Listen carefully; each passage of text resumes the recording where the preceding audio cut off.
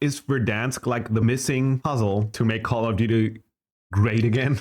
Today we're talking about Verdansk returning in about 90 days, but I thought there's a bunch of things that we could talk about in regards to the state of the game, kind of where things are going, what the content looks like between now and then also like what are the expectations for Verdansk. By the way, let me ask you this question. Do you think, honestly, that if Verdansk comes back, that Call of Duty is getting better? Because I don't know. I think we all have expectations with Call of Duty, and especially with Verdansk in 2019, we kind of connected to gaming being hyped a lot and popular a lot because of COVID and the lockdown, and also because it wasn't their first BR, but their first big BR, so to say. Everyone had to figure it out, and it was not like 90% of the game was common sense to probably 50% of the players, and that's why it kind of was fresh and new to everyone, and that's why they liked it and love it. And this is why I think we are kind of in a misconception when we think Verdansk coming back helps bringing us back the OG COD, because COD will stay and remain the same as it is right now. We need big maps, don't get me wrong. I am very happy about Verdansk coming back and hopefully Avalon soon, but I think it's not going to be anywhere close to what we experienced 2019. That's all I'm saying. I think one of the things to talk about is what are the realistic expectations, right? Because I know a lot of you guys that are watching these videos, it's either fit into a couple different camps.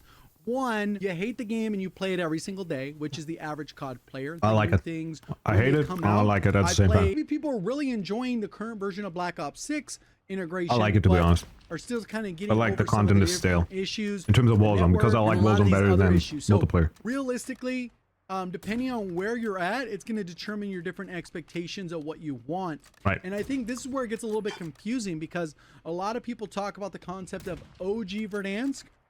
And I don't think people realize if you actually went true OG, player, by the way, how many features would be gone. You only had 5 plates, whether it's how the contract works, a good guy. It's the lack of zips. Do they want it to be hard to get up in a building? You got to climb 19 stairs. Not telling us stupid things, right? Do you want a zip to be able to get to the top, or do you want a balloon or a drone to go ahead and go to the top? We didn't have that. For some people, depending on how they utilize it, they may or may not like it. Do you want one-shot sniping at infinite range so you can get a 2,000-meter one-shot with the Car 98K? For some people, worst version of COD ever. For others, the greatest. So it's like, where does it stop? Do we go to 100 HP so we get killed a lot faster? Realistically, I like the systems currently in place. I wish the mantling where you do the ledge hang, probably gone. I wish we had unlimited attack sprint, or slide sucks. Reset our attack sprint. I think that would be kind of awesome. I think there's some other ideas to maybe increase the bullet velocity of the weapons, because I think one of the things they are so good right now. One that was so good is that there was one-shot sniping, but you can relatively easy counter one-shot sniping with one-shot or like multi-shot low recoil shooting. True. And we had different metas like the Kilo, the Growl, the M4. Like metas, the sniper meta and the long range meta, essentially to be able to compete with each other. And when they're both competing, they're both good. And what they've done recently is they've kind of made them both trash.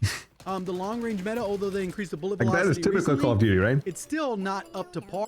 They don't buff one thing; they make things trash in order to get them down to a specific target they have, instead of buffing it and let the fun stay in the game, you know?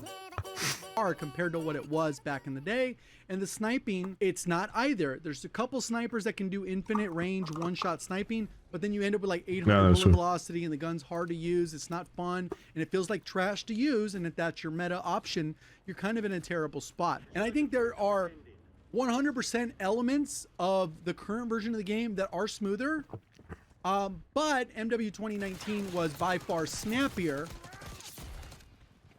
So if they can manage to make it snappier while utilizing the tools that we have now, it's like they could take the best of both worlds. So I think if they can manage to execute it, but the launch of this integration has been really lackluster in the sense that it's had a lot of issues. I wish vehicles had a little bit better mobility. So it felt like the Verdansk vehicles. Verdansk 84, especially for most key-player vehicles are just trash. What is the audio going to be like? When did we have the best audio? There's not a one right answer depending on your headset, your play style, what part of the maps you play on, what type. Like, There's a lot of variables to it. But one quick thing I did want to touch on with the hype over time is depending on, like, let's say the game can't be perfect for everyone, so it's got to kind of find a balance. Maybe if you're a sniper, maybe you loved the meta during this time, but other people were less happy. Maybe you liked snake shots and that was peak Warzone. That can contribute to that. Maybe you liked the Grau or the Bruin meta. Or maybe you like the original M4. Maybe you liked it when we got into Caldera and the insane stim movement. And there's different people that are here that will overlap with the other people, but not always, right? They might have issues here where it doesn't always overlap. And maybe between these two groups, they would have much more overlap. Yeah. And they would agree on things. Yeah. But the community is so vast and so large that it would be nearly impossible to even get a majority to agree. And that is what we always have to keep in mind. Call of Duty, Activision, I mean, they do stupid decisions, but they have the data. So especially when it comes to player count, they know in which period of time the most players were playing the game, actually. And this is why probably they choose to change that in the game or leave that in the game, or create a new game but take out things we love because maybe other players didn't love it. And we have to keep in mind that they do it based on the biggest part of that player base, like he said, right? It is so vast, so there's so much players or so many players that maybe love things, and maybe this is the exact same players that Call of Duty kind of leans to with their decisions,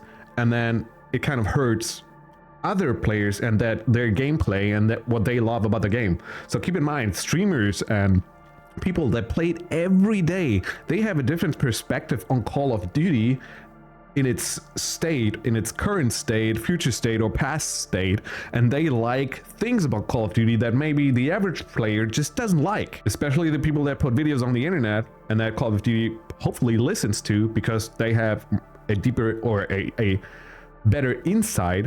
Hopefully these people tell Call of Duty the same thing that the biggest part of the player base also wants. This is what Call of Duty also has to learn. Gaming has to be fun, but I think especially Call of Duty, people want to have fast gameplays, a little higher TDK, so can not kill this quick, and still fun with the game in terms of gunplay, so everyone has a good time. I mean, it's tough.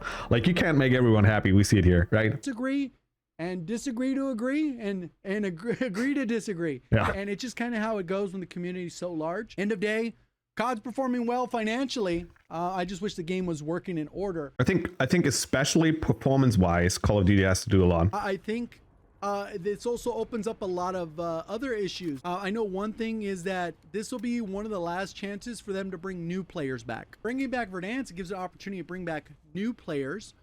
And although people will claim the game's dying or dead, like it's not. It's just not. That's just not true. On average, on Steam, just for perspective, Steam represents about 5 to 7% of the player base. When the player count on Steam sits around 155,000, that's roughly 2 million people concurrent. BO6 as a whole has performed better, and they're thinking about giving the game a shot again because they don't maybe like Resurgence. Right. They like Battle Royale, and they like the way Verdansk played when it originally came out.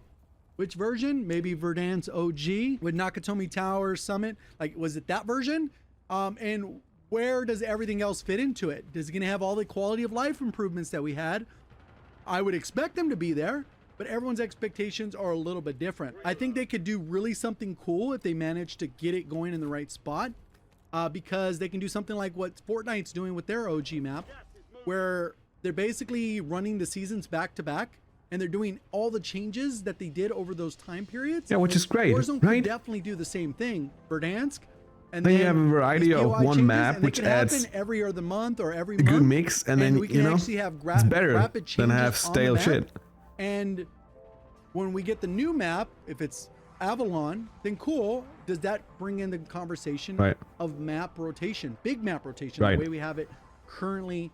With that's what I'm missing, man. Like, where there's been multiple maps. Urzikstan, it's not bad. I kind of like it, but it's like kind of starts a stale. lot of those types of conversations with how things will work and what the expectations are. So I don't know, what are your guys' kind of thoughts? So yeah, what he was saying basically in his video, 90 days until Verdansk returns to Warzone, it's basically like the main part of it is like the expectations we all have, like the different expectations. Everyone is talking about the same thing coming back will help Call of Duty so much, but then with the same thing, everyone means something different and associates something different with it, I think. And that's what we all have to keep in mind. If Call of Duty makes like the majority of the player base happy, I will be happy. And like I said all the time, like gaming is there for enjoyment and it should make you happy. And if you're not happy playing it, then stop and play something else. Okay, I know I am frustrated a lot with Call of Duty. Also I have the discipline to go through that. So I am fine with that, but a lot of the times I'm having fun and I'm using a mouse and keyboard, right? And I try to find my way to have fun in the game, and this is what everyone should do. That being said, I think Call of Duty's job with Verdansk coming back is to create something that is similar to what we have back in the days, where everyone could find his place in Call of Duty Warzone to have fun, like sandbox wise, right? Like, I mean, I talk a lot about Battlefield as well, because that is probably the best sandbox shooter you have. Not the best, it is a sandbox shooter, okay, you get me. But this is something that Call of Duty should create as well. And if they create something where the community finds out things again and not experience the same things over and over again, I think the community just grows with it, and that, you know, gets along better. I mean, you always have these douchebags that kind of try to see everything negative or do whatever. I don't care about these people a lot. I mean, they can breathe, okay, that's at least something, but let them do whatever they want to do. I wish the map is good as Verdansk was back in the days. The map was fine. I think it has a good mix, or it had a good mix. So bringing that back kind of gives you the vibes you've had. Hopefully they kind of integrated well into the game. The most important thing though is, that's what I was saying, they have to fix the performance, because I think everyone thinks the same way about the performance, audio wise, visually especially. That's like, again, visually, Gunshake, they've done something recently, but they have to improve that further. And also, like, performance wise, audio, we need to hear things to get the best gaming experience. And I think everyone will be on the same page in that perspective, performance wise, okay?